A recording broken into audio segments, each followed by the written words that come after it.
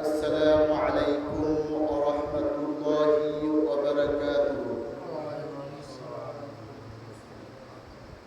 إن الله وملائكته يصلون على النبي يا أيها الذين آمنوا صلوا عليه وسلموا تسليما. اللهم صل على سيدنا مولانا محمد وعلى آل سيدنا شافعنا محمد. اللهم صل على سيدنا مولانا محمد وعلى آل سيدنا شافعنا محمد. لا إله إلا الله لا إله إلا الله لا إله إلا الله لا إله إلا الله لا إله إلا الله لا إله إلا الله محمد رسول الله সাল্লাল্লাহু আলাইহি ওয়াসাল্লাম।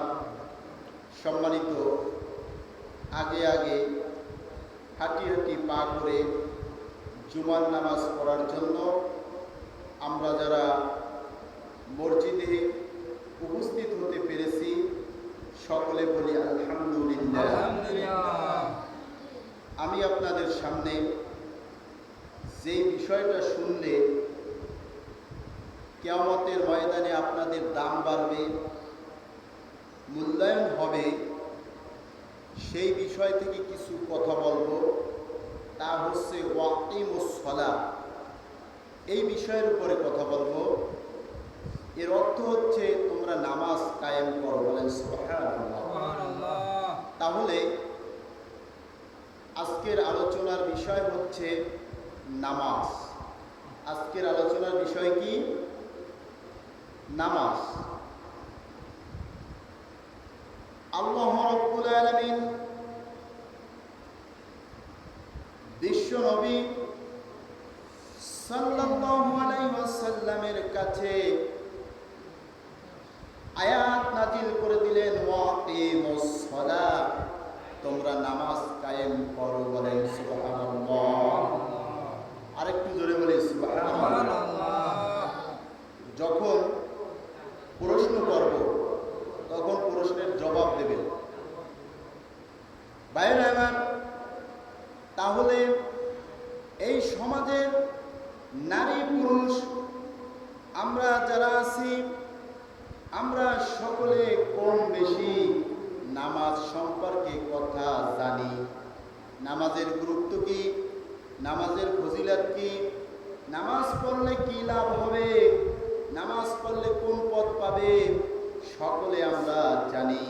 তামাম পৃথিবীর মুসলমানদের যে রাষ্ট্রে বসবাস করে সকল মুসলমানরা জানে, কিন্তু আমাদের আমলের অনেক অভাব রয়েছে।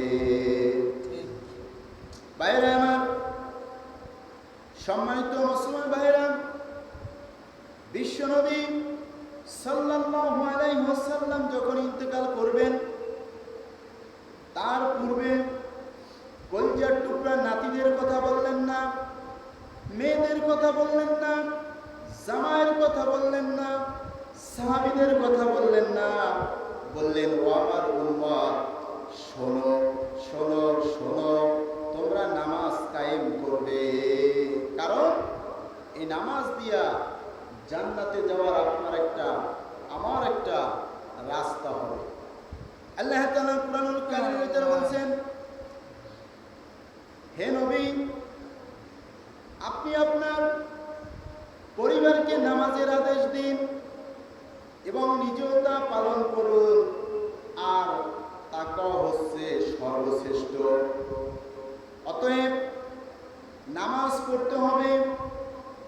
এই নামাজ শুধু নিজে পড়লে হবে না, আপনার ছেলে, আপনার মেয়ে, আপনার স্ত্রী, এদেরকে নামাজের কথা বলতে হবে, নামাজের দাওয়াত ধরে দিতে হবে, বলতে হবে আমি তোমাদের যেরকম নামাজের কথা বলতেছি, আমার বিশ্বনবী, তোমার বিশ্বনবী ঘরের ভিতরে এরকম নামাজের দাওয়াত দিয়েছিল, যেই কথাগুলা বললে তাদের লাভ হবে সেই কথাগুলা বলছে।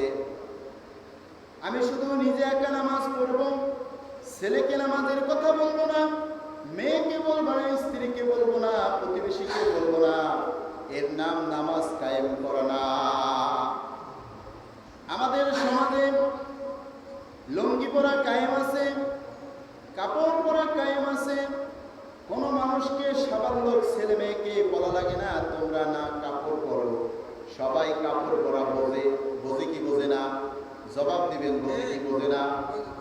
বোঝে, কিন্তু ওটা আমাদের সমাজে কায়েম আছে। কিন্তু নামাজ আমাদের সমাজে যার যেরকম গরজ, নামাজ পড়া বানাইছে ফরজ। যার নামাজের প্রতি যেরকম টান রয়েছে সে সেরকম নামাজ পড়ে।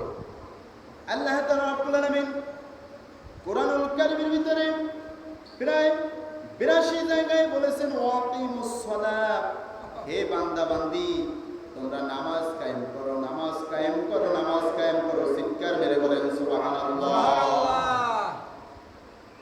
নামাজ পড়তে হবে। পর্দার আল্লাহর বাবু, আপনার সন্তান যখন সাবালক হয়ে যাবে নামাজের আদেশ দিতে হবে।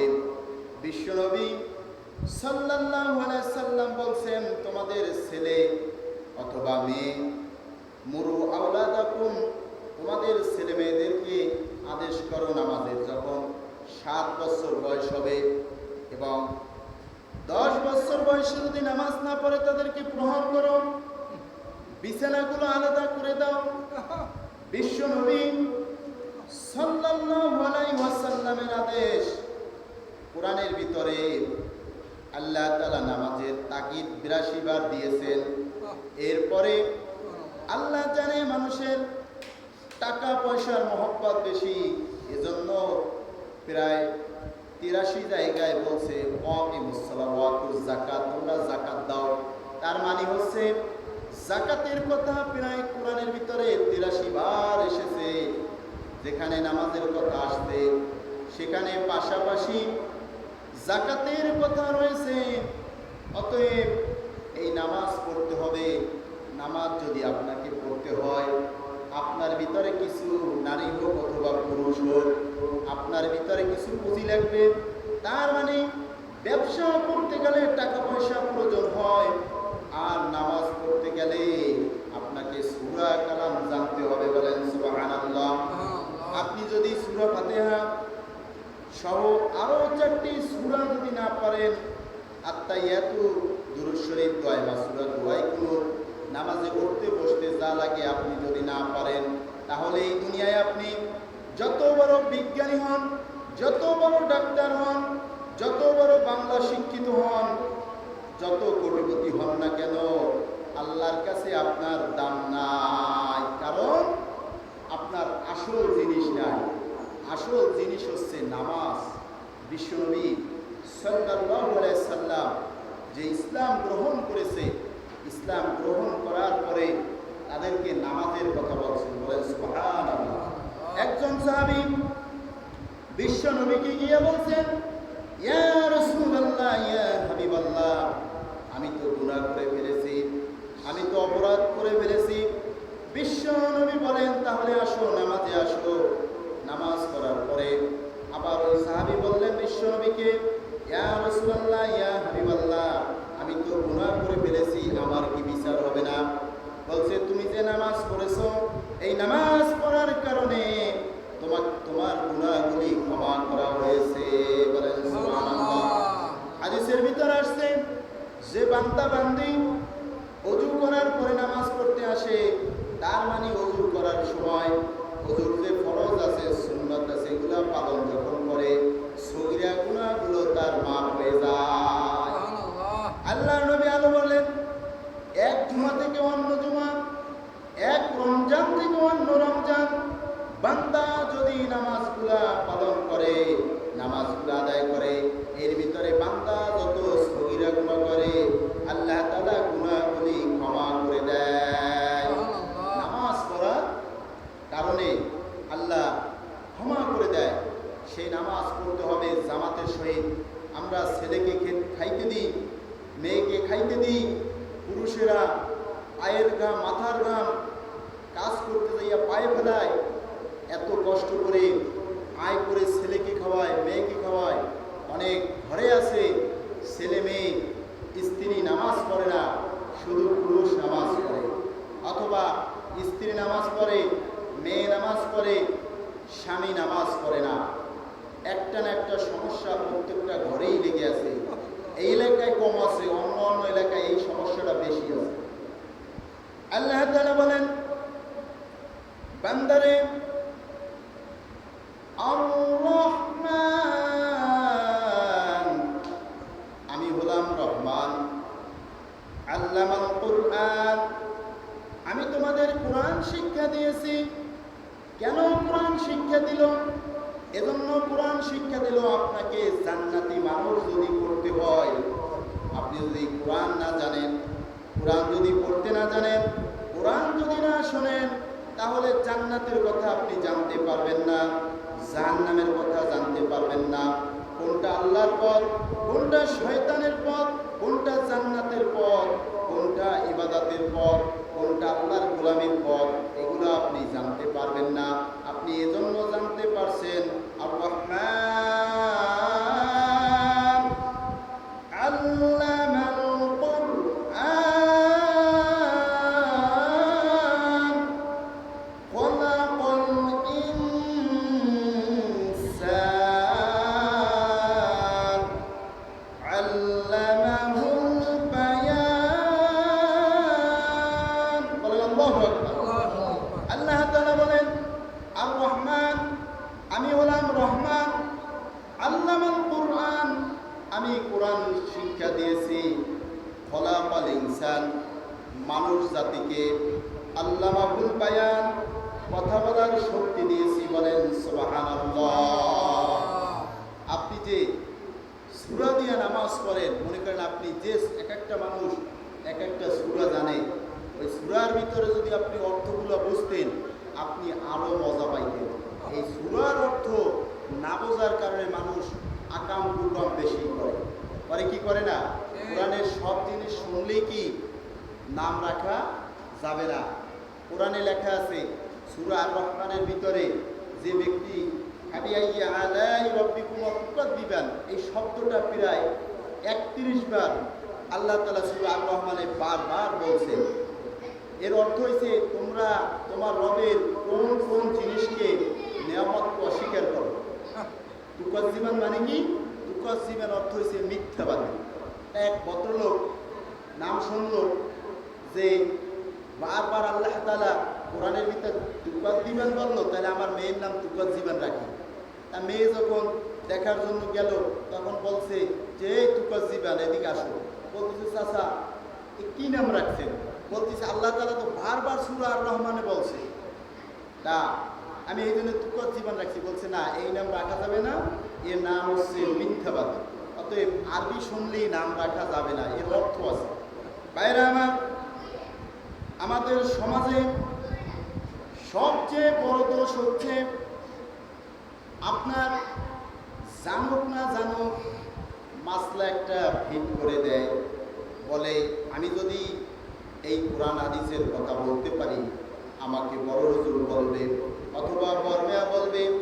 না না না, আল্লাহ তাআলার রাসূল বিশ্বনবী সাল্লাল্লাহু আলাইহি সাল্লাম হাদিসের ভিতর বলছেন, তোমরা যদি ইহুদি খ্রিস্টান থেকে হাদিস বর্ণনা করো কোনো সমস্যা নাই, কিন্তু আমার নামে যে ব্যক্তি মিথ্যা কথা বলবে তার বাসস্থান হবে জাহান্নাম। বলেন নাউজুবিল্লাহ। মানে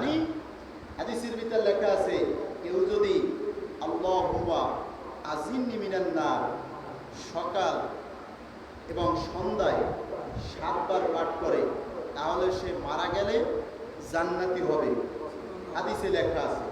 এখন এই কথাটা একজনে বলল যে না 20 বার পড়তে হবে, আসলে তো হাদিসে 20 বার নাই, তাহলে এই পাপ ওই লোকটা নেবে। হাদিস বলাও কি হিসাব কিতাব করে বলতে হবে। আজকে এক ভদ্রলোক বলতেছে যে এক লোক সারা জীবন নামাজ কালাম করছে, তাহলে মারা গেলে জানাজা দিয়ে কবর রাখবে না?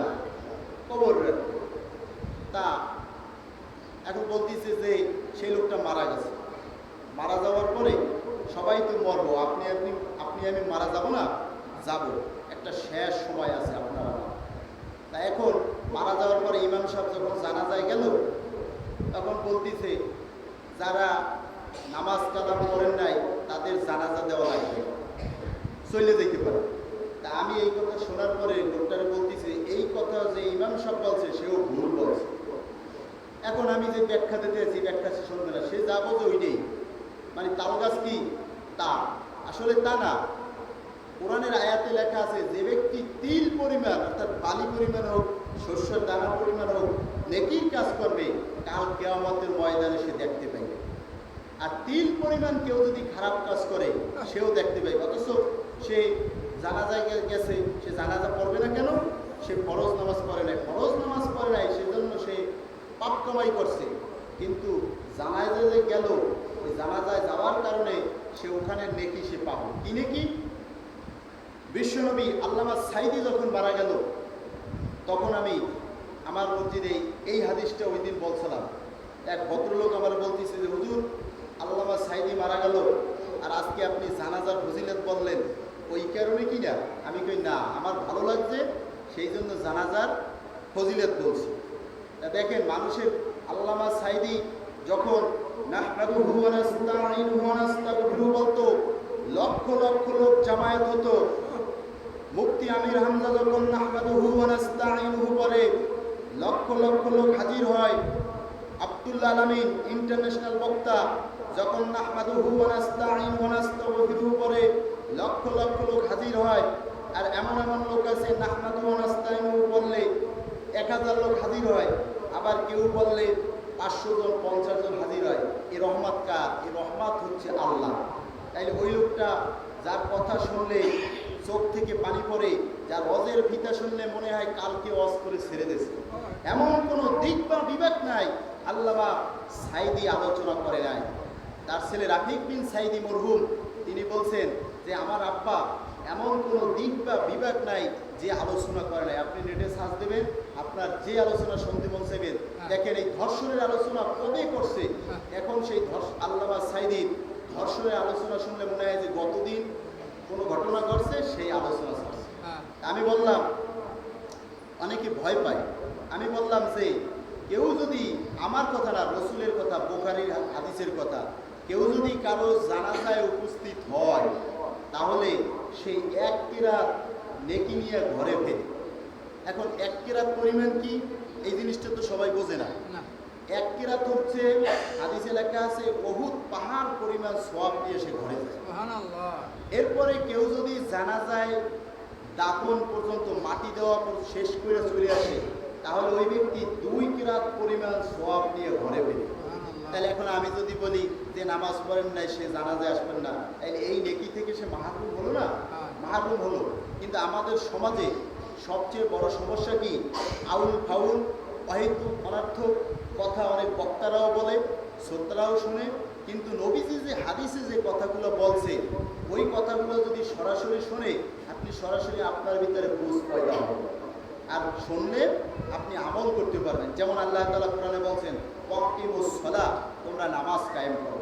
বিশ্বনবী সাল্লাল্লাহু আলাইহি সাল্লাম হাদিস বুখারী মুসলিমের বিশ্বনবী বলছেন শোনো, কারো বাড়ির দরজায় যদি একটা নহর থাকে, একটা নদী থাকে, ওই নদীতে যদি 5 বার কেউ গোসল করে তার গায়ে কি কোনো ময়লা থাকতে পারে? সাহাবীরা বললেন না না না, তার গায়ে ময়লা থাকতে পারে না। আল্লাহর নবী বলেন শোনো, তাহলে কেউ যদি 5 বার ওযু করে নামাজ পড়ে তার গুনাহগুলি মাফ করে দেওয়া হয়। তাহলে এই নামাজের অবস্থা কি? এই নামাজের অবস্থা অত্যন্ত খারাপ। যে যেরকম কোরআন থেকে আমল করে আপনার ছেলেকে খাইতে দিচ্ছেন, মেয়েকে খাইতে টুনটুনি তাকে খাইতে দিচ্ছেন, কিন্তু সে নামাজ পড়তেছে না। কেন পড়তেছে না? আপনি তারে ধমক দিচ্ছেন না, কিছু বলতেছেন না, অথচ দেখা যায় কলেজে পড়ে মেয়ে, আইএ বিএ এমএ পড়ে, কিন্তু নামাজ পড়ে না, হঠাৎ তো মারা যাইতে পারে। একটা বাহিরের একটা ঘটনা শোনাই। একটা মেয়ে খুব বেরেন্টি, এমন বেরেন, সে সব ক্লাসে ফার্স্ট। তাই এখন যখন ফার্স্ট, ধীরে ধীরে মেয়ে পত্রিকা আসছিল, মেয়ে বড় চাকরি পেয়েছে। চাকরি পাওয়ার পরে বাবাকে টাকা পয়সা দিচ্ছে, দেওয়ার পরে ঘটনাক্রমে তার শরীরের ভিতর বড় রোগ হইল। রোগ হওয়ার পরে সে মারা যাবে। তখন তার বাবাকে ডেকে আনলো, বলছে বাবা আপনি আবার একটু পাশে আসেন। যখন আসলো তখন বললেন আব্বা আমি আপনারে 3 বার আমিন বলতে পারবো, আপনি 3 বার আমিন বলবেন। বলছে কেন? হ্যাঁ আপনি বলেন আমিন আমিন আমিন। তখন বললেন আমি প্রথমবার আমিন বলতে পারছি এজন্য যে আমার ব্রেন ভালো ছিল, আমি চাকরি বাদা করছি, টাকা পয়সা কামাই করছি, কিন্তু আমি তো বাঁচবো না, আমার বড় শরীরে সমস্যা, কিন্তু আমি যে মারা যাব, মারা যাওয়ার পরে আমার সন্তান যে আমার জন্য দোয়া করবে, আমার বিবাহ হয় নাই, আমার সন্তানও হয় নাই, এই পাপ বাবা তোমার জন্য কামাই করছি, তুমি আমিন বলো। আমিন বললে কি ওই পাপটা ওর জন্য কবুল হয়ে যাবে। এরপরে দ্বিতীয়বার বলতেছে আব্বা আবার আমিন বলেন। বলছে, বলার পরে বলতেছে যে শোনেন আমি এই পৃথিবীতে আসছি, লেখাপড়া করতে করতে আমি বিবাহ বসতে পারলাম না, এও তোমার কারণে, তুমি আমিন বলো। আমিন বলছে। এরপর তৃতীয়বার বলতেছে যে আপনাকে এজন্য আমিন বলতেছি যে আমি যে এই সম্পদগুলো কামাই করলাম, টাকা পয়সা, আমি টাকা পয়সার সুখ দেখলাম, কিন্তু পৃথিবীর ছেলে মেয়ে স্বামী এদের কোনো সুখ দেখলাম না, এজন্য আমিন বলতেছি। তাহলে কত বড় গুনার ভাগ বাপ হচ্ছে। অনেক বাপ আছে মেয়ের কামাই খাচ্ছে, ছেলের কামাই খাচ্ছে, কিন্তু বিবাহ দিচ্ছে না। বলতেছি কি যে ও খাওয়াবে কি বিয়ে করে, জমি জমা টাকা পয়সা সব আছে, কিন্তু কয় কি বিবাহ করে খাওয়াবে কি। আপনি সাহাবীদের জীবনী খোঁজেন, দেখবেন আলী রাদিয়াল্লাহু তাআলা আনহু যখন বিবাহ করছে খুব গরিব ছিল। অনেক সাহাবী মহারণা দেবে কি, মহারণা খুঁজে পায় নাই, রাসূল বলছে তুমি দুরূদ পড়ো। কি পড়ো? দুরূদ পড়ো। দেখেন একটা ছেলে যদি নামাজি হয় তাহলে সে সকল দিক বা বিভাগ থেকে ভালো হয়। হাদিসের একটা গল্পে আসতে, হারেস নামের এক যুবক, তিনি বাপের কথা শোনে না, পিতার কথা শোনে না। বাবা বলতেছে যে ছেলেকে তুই কোনো কাজকর্ম করো না, তুই বাড়ি থেকে চলে যা।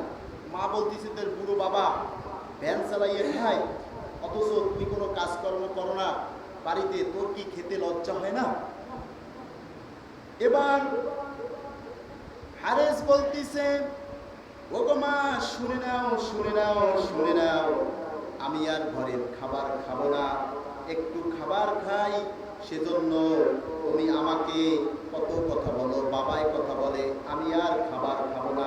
আরে চিন্তা করে আমার একটা পেট, অতএব আমি যেখানে যাব সেখানে খাবার পাবো, পিতামাতার কথা শুনবো না, কাজকর্ম ভালো লাগে না, আমি চলে যাব বন্ধুর কাছে।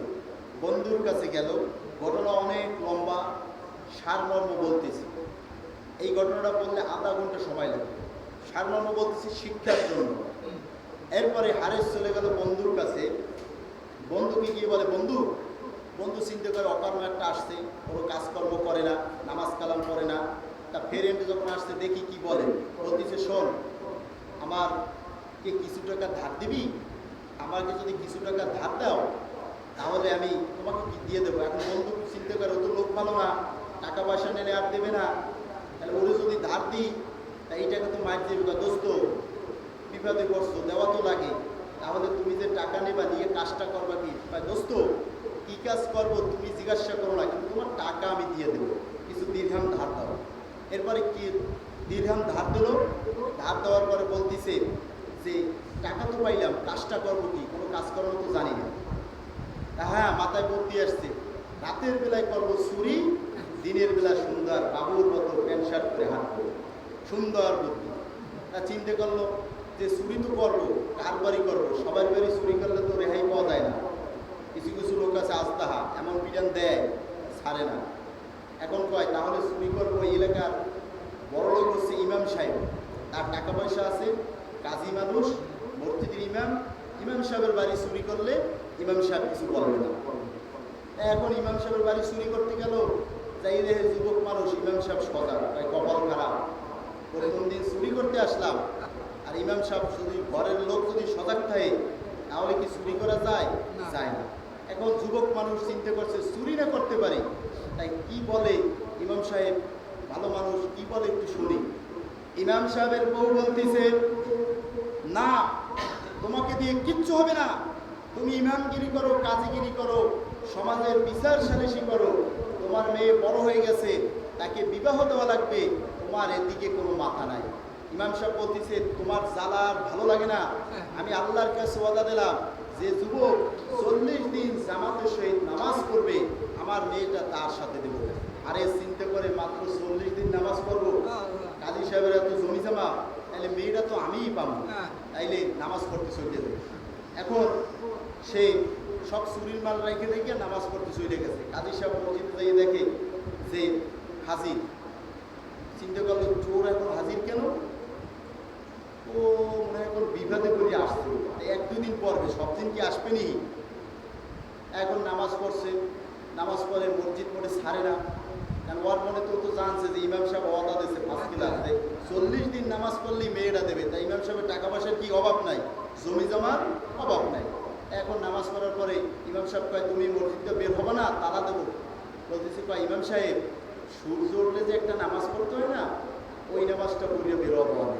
কারণ যুবকরা কিন্তু নামাজ না পড়লেও নামাজ কোন সময় পড়ে এই জিনিসটা কিন্তু জানে।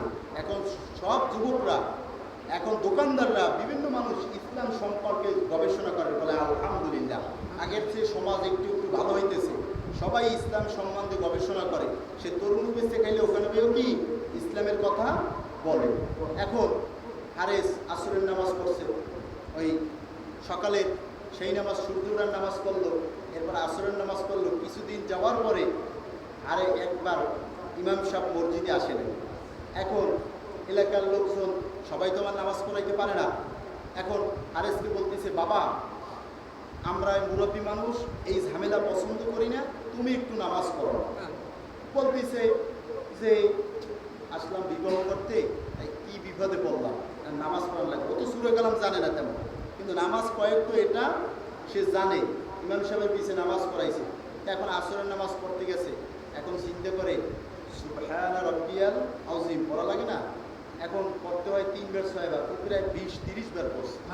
পড়ার পরে একটু দাঁড়াইছে, এরপরে আবার সেজদায় যাইয়ে বেড়ায় 20-30 বার কি করে সুবহানা রাব্বিয়াল আলা এটা পড়লো। পড়ার পরে নামাজ শেষ করার পর বলতেছে, চাচা যান নামাজ কি আমার হয়েছে? কয় বাবা তুমি এত সুন্দর নামাজ পড়াইছো, এরকম নামাজ ওই ইমাম সাহেব পড়াইতে পারে না। তার মানে কি মুরব্বীর একটু ধীরে ধীরে রুকু, একটু ধীরে ধীরে সেজদা এইগুলো পছন্দ করে, জোরে জোরে নামাজ পড়া কি পছন্দ করে না। এরপরে ধীরে ধীরে এক এক মা অসুস্থ, সেই কি করছে, সে আপনার বড় বড় ডাক্তার দেখাইছে কিন্তু রোগ ভালো হয় না। তাকে স্বপ্নে দেখাইছে ওই ইমাম, ওই যে হারেসের একটু পানি করা খাও ভালো হয়ে যাবে। হারেসের একটু ছেলের বলছে যে একটু পানি করা আনবো। ছেলে কয় ওই দুষ্টদেরকে কি পানি করা আনবো, তো দুষ্ট সমাজে। বা না, মায় বলছে, এখন কথা রাখছে, পানি করা যেই খাওয়াইছে মা ভালো হয়ে গেছে। মা বলছে আমার রোগ ভালো হয়ে গেছে, ওই হারজের কি করো, খাদ্যের ব্যবস্থা করো, টাকার ব্যবস্থা করো, পোশাকের ব্যবস্থা করো। তার মানে আল্লাহ তাআলা বলছে যে আনতা খায়রুর রাযিকিন, আমি উত্তম রিজিক দাতা। আপনি যখন আল্লাহর হবেন, আল্লাহ আপনাকে কিভাবে যে রিজিকের ব্যবস্থা করবে আপনি বুঝবেন না। এরপরে ধীরে ধীরে সময় বাড়তিছে, 40 দিন যখন হয়ে যাবে যাবে ভাব, আর 1 মিনিটে শেষ করে দেব। 40 দিন হবে হবে যখন ভাব, হারেজের সুনাম চতুর্দিকে ছড়িয়ে পড়েছে, সে ধীরে ধীরে আল্লাহর ওলি হইতেছে। আল্লাহ তাআলা কোরআনে বলছেন, যারা আল্লাহর উপর ঈমান আনে ওরা হচ্ছে আল্লাহ পাকের বন্ধু। আল্লাহ তাআলা বলছেন, ইন্না আকরামাকুম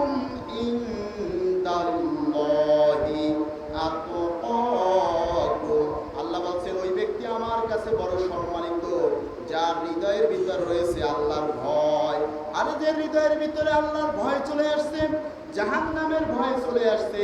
এরপরে ইমাম সাহেব বলতেছে যে হারেস তোমার সাথে কথা আছে।